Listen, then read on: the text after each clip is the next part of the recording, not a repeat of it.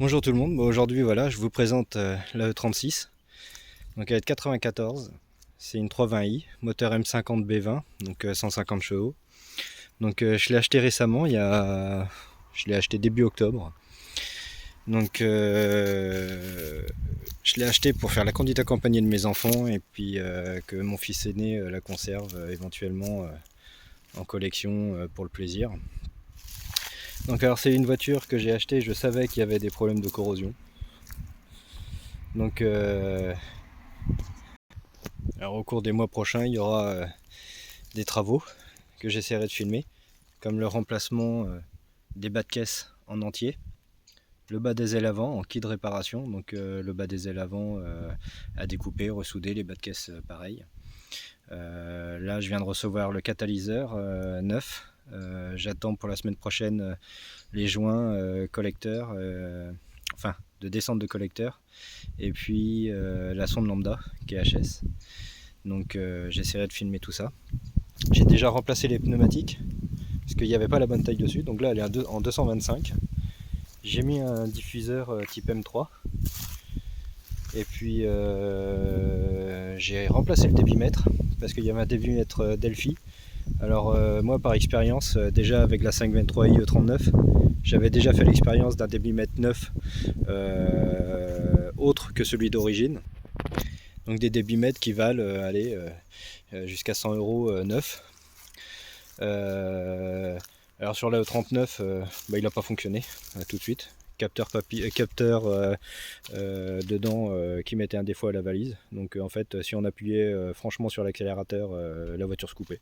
Il n'y avait plus rien, il n'y avait plus d'accélération, comme si la pédale avait sauté, quoi. Et puis sur celle-ci, ça faisait un ralenti instable au début de l'accélération. Manque de pêche, comme si le Vanos était en vrac.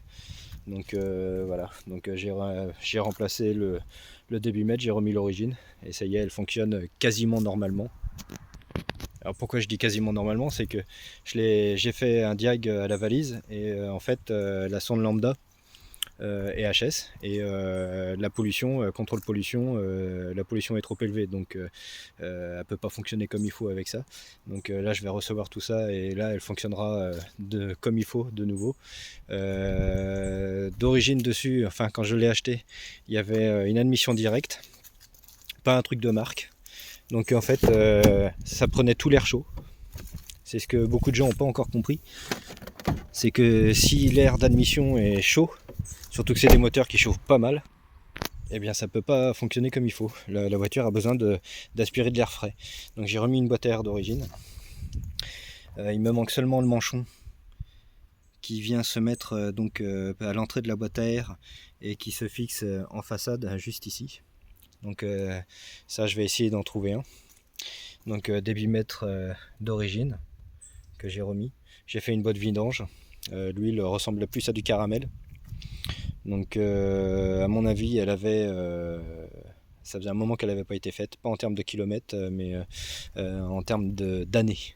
Donc voilà, à ne pas oublier qu'une vidange, il y a deux termes à échoir, c'est-à-dire soit le nombre de kilomètres, soit en termes de temps. Donc c'est au moins une vidange par an. Même certains véhicules comme mon Patrol, c'est terme à échoir, c'est 10 000 km ou 6 mois. Et suivant l'intensité du fonctionnement qu'on a avec la voiture, il faut rapprocher les vidanges. Hein, si vous tapez dedans sans arrêt ou dans des conditions difficiles, poussière, etc., faut faire la vidange plus vite. Donc il s'agit d'une 320i pack, donc avec l'intérieur velours, donc en option les surtapis velours. Elle a la clim, donc la clim mécanique, qui fonctionne. Elle est à recharger, mais elle fonctionne. Elle a les deux airbags frontaux. Voilà, les appuis-têtes à l'arrière, le rideau au pare-brise arrière sur la lunette arrière qui est d'origine optionnelle. Niveau pack électrique intérieur, donc il y a l'éclairage. Dès qu'on ouvre pour les miroirs de courtoisie, il y a la petite lumière qui s'allume. donc c'est assez sympatoche. Qu'est-ce qu'elle a comme option? Elle a donc les rétroviseurs électriques, bon ça je pense que c'est comme toutes. Elle a son autoradio d'origine, qui est le Business RDS. Donc ça c'est plutôt sympatoche d'avoir l'autoradio d'origine qui colle. Par contre le pommeau de levée de vitesse, voilà, ça va dégager, et puis je vais racheter un pommeau d'origine. Elle a la serrure chauffante côté conducteur. Ça c'est assez sympa comme option. Après elle est montée sur des ressorts et bacs moins 30 mm, donc rabaissé de 3 cm. Elle a des amortisseurs Bilstein, des B8, et puis donc des freins percés à l'avant comme à l'arrière. La peinture c'est blanc Alpine Weiss, donc c'est un magnifique blanc. Donc après des petites choses, hein, les haricots noirs, les emblèmes noirs également, les anti-brouillards qui sont fumés. Voilà. Des jantes en 16, donc montées en 225 comme je disais tout à l'heure. Donc c'est une voiture qui tient bien la route, qui reste quand même assez confortable malgré le rabaissement. Bon, les feux arrière, les enfants ils aiment, donc je vais laisser. Moi j'aurais remis l'origine, mais bon, je vais la laisser comme ça. Par contre les clignotants à l'avant, je vais remettre des clignotants type origine avec de la vitre orange, parce que là les clignotants noirs comme ça, je trouve que ça fait trop noir et blanc, quoi. Alors par contre, petit coup de gueule un peu, et petite info pour ceux qui veulent investir dans une 36, pensez bien à une chose, c'est vérifier les voyants au combiné. C'est-à-dire que quand vous mettez juste en position accessoire pour allumer les voyants, vérifiez que les voyants fonctionnent. Parce que moi je me suis fait un petit peu avoir. C'est-à-dire que les voyants ABS et airbag ne s'allument pas. Alors en regardant un peu les factures, tout ça, elle a déjà été au garage il y a très peu de temps, parce que c'est une voiture qui a fait très peu de kilomètres ces dernières années. Et avec le vendeur, elle a été amenée au garage pour voyant ABS allumé. J'ai contacté le garage, ils n'ont jamais fait les réparations parce que ils n'ont jamais eu l'aval du propriétaire pour faire les réparations. Et donc j'ai fait les tests. J'ai une voiture, l'ABS fonctionne pas. Et les airbags non plus, puisque en fait les ampoules ont été enlevées du combiné. Alors au contrôle technique, j'ai eu de la chance, ils l'ont pas vu, tant mieux. Tant mieux pour moi pour l'instant, parce que je peux rouler avec la voiture, même si c'est pas super sécurisant. Je vais faire les travaux. On verra ce que ça coûtera. Pour l'airbag, je vais mettre un leurre sous le siège, comme j'ai fait sur la E39. Au moins ils seront fonctionnels. Pour l'ABS, va falloir faire la recherche de la panne. Et puis, mais bon, propriétaire sympa, qui parle bien, qui sait dire qu'on est dans un monde de merde avec des gens en qui on peut pas faire confiance. La bonne blague, voilà, il savait que c'était pour mes enfants, pour faire la conduite accompagnée, et je me retrouve avec une voiture beaucoup plus rouillée que prévu. Il s'est bien gardé de me dire tout ce qu'il avait fait dessus au niveau de la corrosion. Et en plus, il me dit rien sur l'aspect sécuritaire du véhicule, c'est-à-dire il n'y a plus d'ABS, il n'y a plus d'airbag. Et puis il le masque volontairement et il dit rien, alors qu'il sait que c'est pour des jeunes conducteurs. Voilà, je trouve ça plus que limite. C'était le petit coup de gueule de la vidéo. Bref, je vais m'occuper de tout ça. Heureusement, j'ai remarqué que ça fonctionnait pas, donc je vais pouvoir faire le nécessaire. Mais je peux pas m'empêcher de penser à d'autres qui pourraient ne pas avoir les capacités de réparer comme moi je pourrais les avoir, ni les finances de faire les travaux, et puis qui se retrouvent bloqués avec un véhicule qui ne peut être vendu que pour pièces, puisque ne peut pas passer le contrôle technique, et en plus en le vendant, à moins de faire des papiers, etc. Mais bon, il y a toujours le risque de se voir faire une procédure pour vice caché, quoi. Donc voilà, donc on est un peu marié avec la voiture tant qu'on n'a pas fait les réparations, quoi. Donc des réparations qui peuvent être un peu onéreuses. Donc voilà, c'était pas très cool de la part du vendeur. Donc surtout, quand vous achetez un véhicule comme ça, vérifiez que les voyants fonctionnent. Ça va vous indiquer déjà s'il y a un problème ou pas. Et puis ça va vous indiquer aussi sur si le vendeur est honnête ou pas, quoi. Enfin bref, passons. Alors moi j'ai déjà eu une 36, c'était une 318 IS, donc le coupé, 140 chevaux avec le moteur 4 cylindres. Celle-ci c'est le 6 cylindres qui fait 150 chevaux. Les perfs sont totalement différentes en fait. Le moteur 4 cylindres, c'était le M42 B18. Il était vraiment vaillant. C'est un moteur qui était rageux.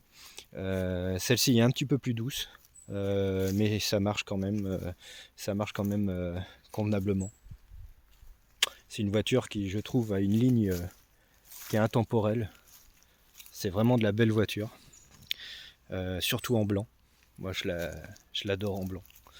Je la trouve vraiment magnifique, surtout avec un intérieur beige de cette couleur là, je trouve ça magnifique. Les jantes lui vont bien, même si c'est pas les jantes, moi je préférais les jantes style 32 ou 31, je sais plus, c'est-à-dire les jantes montées sur les Alpina. Je trouve que c'est les jantes qui lui vont le mieux. Maintenant bon bah, celles-ci sont belles, elles sont vraiment propres, en bon état, donc pour l'instant on va rester avec ça. Et puis voilà, donc les travaux, je les ferai quand j'aurai bien avancé sur ma Celica. Donc il faudra démonter totalement l'intérieur pour découper les bas de caisse, refaire les ancrages de cric, les renforts, tout ça, et puis ressouder les bas de caisse qui sont neufs. Alors je me contenterai de découper dans les parties noires pour éviter d'avoir à faire une complète sur la voiture. Alors il y a quand même quelques problèmes de corrosion, hein, on voit les taches. Bon voilà, l'ancien propriétaire il n'était pas carrossier, ça c'est sûr. Donc les arches de roue arrière aussi. Donc les deux arches de roue arrière. Et puis au niveau du bas de la malle, enfin sous la malle. Donc je vais pas lui faire une complète. Je vais faire les réparations. Découpe, reformage de la tôle et puis soudure, et je commanderai en bombe de peinture de la peinture qualité polyuréthane, hein. Pas de l'aérosol vendu en supermarché, hein, avec la teinte d'origine de la voiture, et je ferai des retouches. Je préfère ça que de lui faire une complète parce que la peinture est d'origine, donc je préfère la laisser. Et pour le petit historique de la voiture, c'est une voiture qui vient d'Allemagne, qui a été vendue neuve en Allemagne, je veux dire, vendue neuve à Munich. Donc j'ai le livret d'entretien d'origine de la voiture. C'est assez marrant, c'est-à-dire que sa date de fabrication c'est juin 94 et elle a été immatriculée en juin 94, contrairement aux voitures qui sont importées en France, qui sont vendues plusieurs mois après. Voilà, j'ai trouvé ça assez stylé. Donc voilà. Et ici on est sur un site qui est assez formidable. C'est le site de Corbinière, donc juste à côté de la Vilaine, qui est un site incroyable. On vient souvent avec mes garçons faire du vélo. Il y a vachement de relief, il y a de la roche, il y a du ruisseau, il y a de tout. Donc on va dans les bois là-haut et c'est vraiment super, quoi. Donc voilà la Vilaine. La Vilaine avec une hauteur d'eau super basse. Moi perso je l'ai jamais vue aussi basse. Donc voilà la Vilaine pour finir la vidéo. J'espère que la vidéo vous aura plu.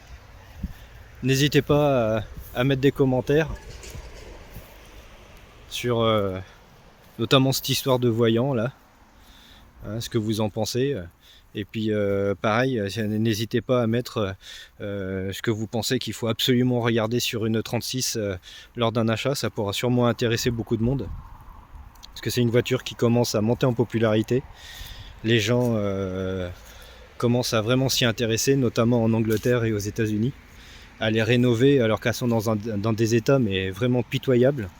Ils retournent les caisses après les avoir totalement dépouillées pour les refaire. Donc c'est des voitures qui commencent vraiment à monter en estime chez les collectionneurs. Donc n'hésitez pas à mettre un pouce bleu et puis à commenter. Allez, à la prochaine pour une nouvelle vidéo.